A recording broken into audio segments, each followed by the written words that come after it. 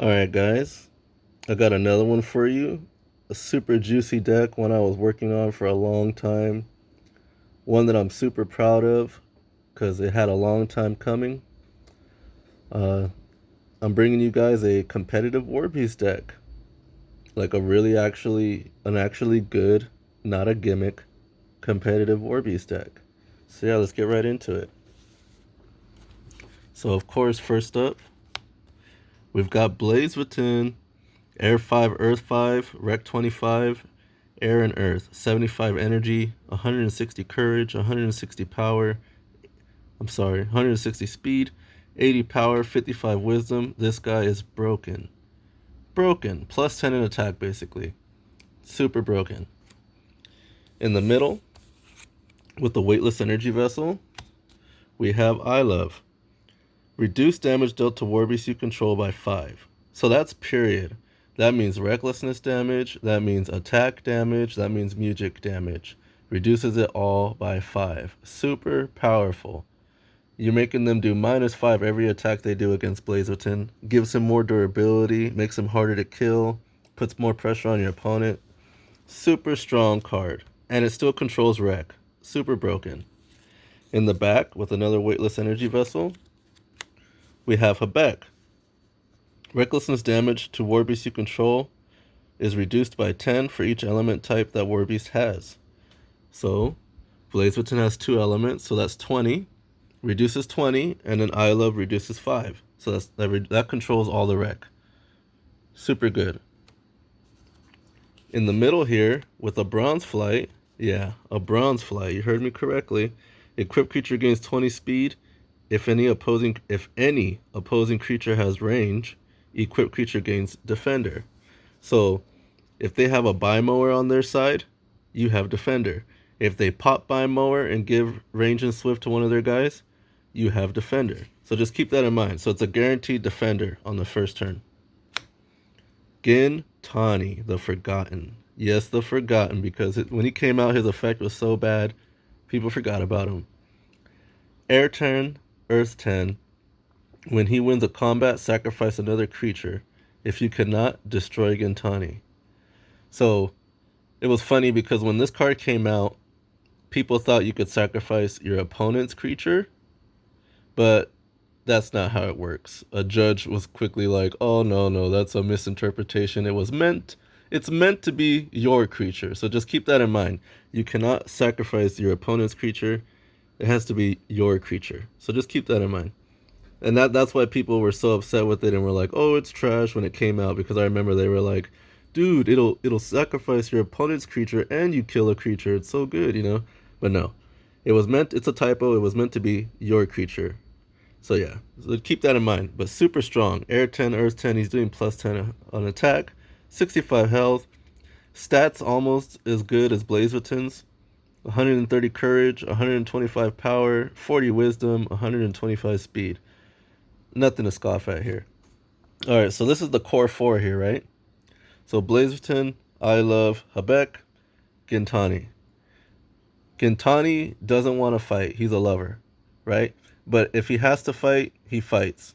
And if he's gonna eat somebody, he's gonna eat the 2 guys I'm gonna show you right now. So in the top front, playing Bi-Mower Cycle, is Henri Hep. High Mute of the Desert. Super broken card. I'm so happy it worked out in this deck. He was actually the last creature that I added to this deck. It was my buddy's idea, but it worked out. It's so good. I'm telling you. Over here, playing Bi-Mower Cycle. Yes, I'm playing 2 of that toxic card in this deck. Is Zelf. Oh my god, he gives range and swift, and he also has a Bi-Mower. You know what I mean? Hilarious. But anyways, he's mostly in here for his counters. He has 3 counters. He gives range and swift equal to the Mugic counters on him at resolve. So if you do it on the first turn, they'll get 2 swift. If you only have 2 counters left and you play the effect, then they'll get 1 swift. So it counts on resolve. It's just like Karaba. So basically the strategy here is with Henri Hep. you're going to copy Tonal of Destruction. So for those of you that are familiar with this combo, because it does exist, Tonal of Destruction, your opponent reveals X Mugic cards from his or her hand, and you choose one of them. Your opponent discards the chosen card. So you're only paying one Mugic counter for it. So your opponent's only revealing the one card that they want to reveal, that they're going to discard. Okay, that's not bad, right? So the first time, you cast it with Zelf. So Zelf plays it. So you cast Tonal. Now you copy it twice with Onrehab. So now you're going to look at and discard 3 cards. So whatever 3 cards your opponent reveals are the 3 cards that you're discarding. Now the thing with this is people who are inexperienced against Tonal of Destruction, they'll start trying to play other cards because they're freaked out that they have to discard cards, right, at the beginning. Because you do this at the very beginning. Whoever's turn it is, it doesn't matter. At the very beginning of the game, as soon as a location flips up, you do this combo. So at the very beginning of the game, they're going to lose 3 Mugic cards. So that freaks people out, especially when they don't know what's happening. And they'll start to misplay. And what they do is they play more Mugics. Okay? It doesn't matter if you play more Mugics because on Resolve, you still have to discard 3 Mugics. So what happens is sometimes people will just basically discard their whole hand. They'll play 2. They'll play 2, right? Because they're like, oh, well, it doesn't matter. I'm going to have to discard stuff. So they play 2, and then you make them discard 3, and then they only have 1 left. So, like, that's best case scenario. But if not, you still took away half of their Mugics at the very beginning of the game. When this happens, Onrehep is useless. You don't need him now. He's nothing. So, what do? You eat him with Gintani. Now Gintani can fight for free. Well, not for free, right? But he can fight, and you're going to eat your Onrehep because you don't need it anymore. And the same thing goes for Zelf. Once Zelf has played Mugic and used up all his Mugic counters, you don't need him anymore. So you can eat him with Gintani too. So those are the 2 creatures that you get to eat for free without hurting the functionality of your deck. Okay? Because after that, it hurts. So, but that's 2 combats. Obviously, what you want to do here is you fight with Blazevitin first. The reason you fight with Blazevitin first is because, well, 1, he's Blazevitin, and 2, he's got Agal Wings of Attraction. This works just like Mipedian Mirage. It forces your opponent to fight into it, regardless. They have no choice. So you want to fight with Blazevitin right away so he can flip up his wings so that your opponent is forced to deal with it and they have to go into Blazevitin. Okay, so that's basically the strategy of the deck. Fight as much as you can with Blazevitin, and only when you absolutely have to, you defend with Gintani to protect your conjurers. But if you defend with Gintani, then it's okay, because you can eat your Onrehab, or you can eat your Zelf. Now, in a worst case situation, if you have to absolutely eat one more guy, I would eat I Love, because he only stops 5 rec. The only controlling Blazevitin, because Gintani doesn't have rec, but you still have to be careful, because as soon as your opponent has more creatures than you, and they keep fighting Gintani, you're automatically going to lose, because you're going to be eating your own creatures, and so if you're behind 1, you're automatically going to lose. But anyways, back to the point, back to the strategy here. Fight with Blazevitin as much as you can. Gintani is your fallback, but he's a guaranteed win pretty much. And your Mugics. Here we go. I play Notes of Neverwhere. Super broken card. My buddy's tech as well. Target location loses all abilities until the end of the turn. So that's everything. That's Mirage. That's the ability that it comes with. This card is super good, super broken. You shut down your opponent's Pearl Forest. Because if they open Pearl Forest on you and you can't defend, that would really hurt, right? This is Pearl Forest, in case you don't know real quick. Creatures lose and cannot gain Defender. So you would play Notes of Neverwhere and you negate that location. So now you gave yourself a chance. So really good card. It also shuts down your opponent's Mipedian Mirage. It shuts down like locations that you don't like. So if they play a location that would like pump their attacks, you can negate that one too. I play 1 Tune of Zerium, sacrifice a battle gear. If you do, return another battle gear from your discard pile to play, equipped to an unequipped creature you control. This is just for Gintani and just for Blazevitin. So if they use gear destruction and they blow up your wings, you can get your wings back. If they blow up your bronze flight, you can get your bronze flight back. Yes, you can get your Bimower back, but I mean, you shouldn't really need to, but you can. Another interesting thing that I glossed over here because this is my third time recording this video is that your bronze flight says if an opposing creature has range, you gain defender. So that's why we also play 2 Bimowers, because you can use one of your Bimowers to target your opponent's creature and give it range and swift. And since you gave it range, your bronze flight will trigger and you'll have defender. So just one of those things to pay attention to. And you can do the same thing with Zelf. You can give a creature range because it says target, so any creature. You can give one of their creatures range, and then your bronze flight triggers again and it's active. So that's one of those synergy things that's really cool in here. And if you pay attention and you're one of those like big brain players, then you'll understand. I play a Cadence Clash because it synergizes with Tonal of Destruction. If on the Tonal of Destruction combo, they try to negate one or they play something, right? You can play Cadence Clash, and on Resolve, Cadence Clash will put that card back to their hand, and in Tonal will make them discard that card. So it's really good. So it's just one of those things like to pay attention to. I played 2 Song of Shelters because you're only leaving them with 3 Mugic cards. So in the very beginning of the game, they're only going to have 3 Mugic cards left. You have 2 Song of Shelters. If you can't stop whatever they're trying to do to you with these 2 Song of Shelters and a Cadence Clash, I don't know what to tell you. So just keep that in mind. Like you basically start with the advantage right away, and then you have the cards in your utility here to deal with whatever they have left. So really good cards, really good deck. Moving on to locations, I played 2 Pearl Forest because it's a guaranteed win against any deck that has to have defender. So Pearl Forest is super good. Runic Grove, this is a guaranteed win if you do it on the first turn. Only generic Mugic may be played. So you flip Runic Grove, you won, especially if it's on the first turn, because you chain it with your Tonal of Destruction because it's a generic. So now they can't respond. So now you take away half their Mugics for free. There's nothing they can do. Super good card. I played 2 Mipedian Aces. Mipedian creatures you control do an additional 10 damage on their first attack. So you just give BlazeWitten strike 10. You know, no big deal.